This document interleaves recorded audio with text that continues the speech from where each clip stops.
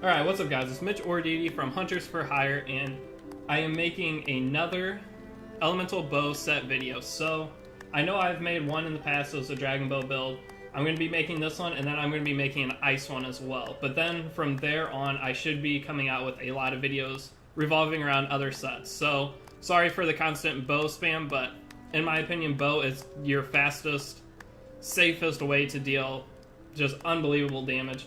And this set is a very good example of that. So, with the fire set, we decided to go with the Anjanath bow. It's the best fire weapon, or best fire bow for sure.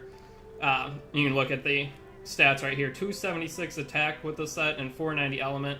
And that's not counting any of your bonuses in battle or your food bonus. So that is massive right there. Just a 490 element plus the 276 attack. Most of the time, say for example my ice set, it only has about 230 attack, I believe, and 490 elements. So this just having that massive extra attack, all because of the fact that it had negative affinity. But with our abilities, we pretty much got rid of that negative affinity before we even start the fight, and with weakness, exploit, and other things, we were able to almost completely get rid of that. So you're still doing your maximum amount of damage every shot. So the negative affinity, don't even pay attention to it. So the best thing you can do is for augmenting this. I haven't finished augmenting this because it takes so long to get the augmentations, and I have so many bow builds. So with this, I did put the affinity increase 1, but you don't want to do more than 1 because you're only getting a 5% increase after that. For every attack increase, you get the same ability as one single attack gem added on, or attack ability up. So for adding 2 on there, you basically give yourself an additional attack plus 2 onto the set, which is going to boost us probably about total of 15 to 20 attacks. So you're going to be looking at about 290-ish attack, which that's crazy on a bow, especially with 490 element.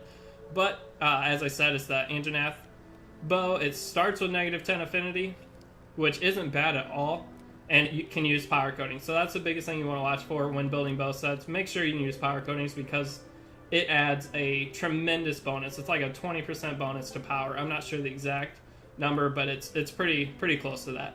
And then we're going to have the usual Roth Soul Helm along with the Rathalos Male B. The Roth Soul Helm giving the critical boost 1, along with the 2 slots. Very, very useful for any elemental bow set because you want the Rathalos ability, critical element. So if you watch my other video, this is basically the exact same set as that, just with different decorations. And we're going to be using the Tyastra Van Braces again with the 3 slot, and it gives weakness exploit 1. So the Rathalos Male mixed with the Kaiser Van Braces gives you that plus 3 weakness exploit, giving you 50% affinity on any weak point you hit. And then we're going to have the Nergigante Coil B, just because I feel like this is just the best waist piece in the game. Gives you a 2 slot that you can slap something in, as well as a plus 2 attack boost, and it has a lot of defense. So all around, very, very solid. And we're going to have our Dober Greaves that give us our attack boost level 2, and it has a slot, and that slot is a lifesaver because that's the last slot you need to pretty much max out power output for this. And we're going to have Fitness Charm, of course, for Constitution because we're going to be continually power shotting. So one thing that I tried recently was the Nero Black Diablos leg pieces that give normal shot up. But after looking at damage, like I went into the training area and looked at damage between the two, and from what I noticed, normal shot up gives about the same as this attack boost too. The numbers were the exact same. I didn't see any difference. So I'm just going to go ahead and stick with these Dober Greaves for that additional attack up.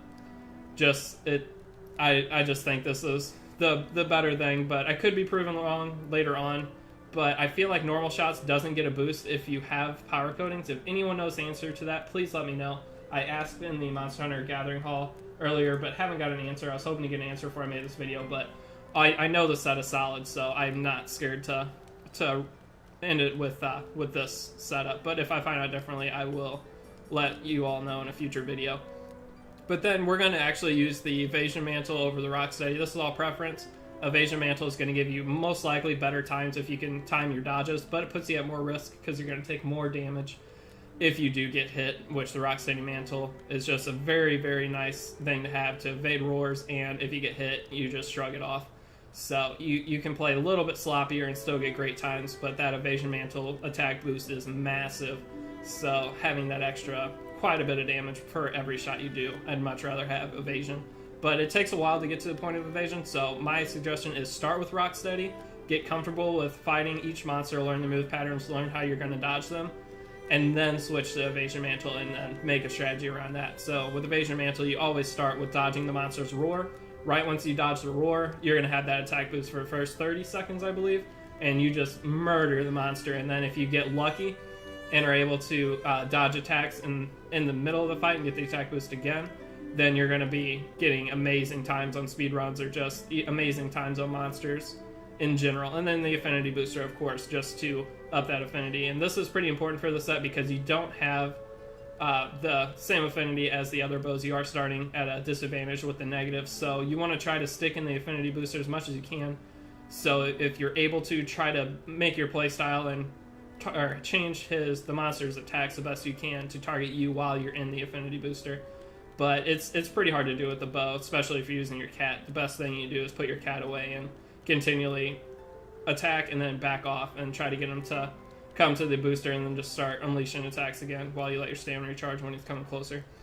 But that's it for this set. I'm going to show you the decorations real quick as to what I have. It's the same as the other set, basically. Like I said, we got our 3 Blaze Jewels, we got our Spread Jewel 3, giving us our Power Shot, extra damage, which is very, very nice, and then our Mighty Bow Jewel to give our extra charge level by 1, which increases our damage as well, and then I have the single attack jewel to put this set up to attack 5. So you could put another Blaze Jewel on. The set does max at 510 firepower, but I did test on that as well, and I feel like the attack boost is basically the same as that extra 20 element, so I just stick with attack.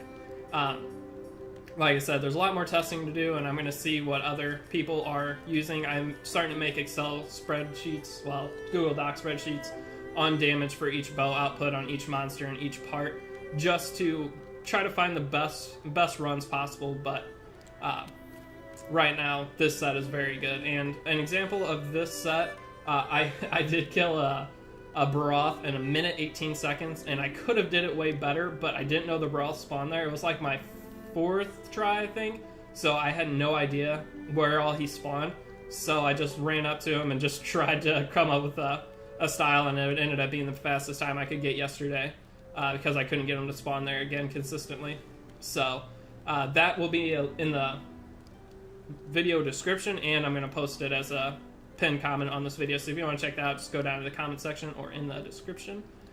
And that's really all I got. So if you guys have any questions or any other suggestions, especially if you guys have a set you want to see me try to make a build around and try to get a good time on a monster with it, let me know. I'm more than down to try different things and try to make every weapon viable. That's my biggest thing right now, is there's always those things that are super overpowered, but it's always really fun to get it to where you can use whatever weapon you want to use and have it be somewhat viable in the game. So I'm trying to find ways to do that, but it's really hard with the Diablos weapons being so overpowered, because I could sit here and make a video on the Diablos Charge Blade and the Diablos Hammer, and you've already seen those videos, I'm sure, 1,000 times, because they're just the strongest things in the game. You can murder any monster possible with it, because like right here, oh, okay, hold on, right here real quick, I got my Diablos Hammer, has massive attack, and if I had better gems and stuff, it'd be even better. I did kill a Nergigante with this in 2:10, not starting at the camp, so I definitely could sub 2-minute with this build, but once I finish this build and augment it, I'll be able to probably get a minute 45 to a minute 30, somewhere in that range on Nergigante, and pretty much any monster, honestly. I love that you have 112 sets, that's ridiculous. But then also the Diablos Tyrannus. I actually did finish this set. It is, there's maybe more decoration I can do, but I got it fully augmented, so I may go for a few runs with this, just for fun, just to show that I can use Charge Blade. And then I'm going to try to make some other Charge Blade, maybe elemental sets and stuff. So, like I said, tell me what you guys want to see, and I'll build some stuff around that. I got a few speed runs I'll probably be uploading tomorrow, and then I think I have one more, the Ice Bow set, and then I'm going to start on either what you guys want, or if you guys don't have anything to suggest, can't talk, then I'm going to switch over and just start with Sword and Shield and maybe some other things.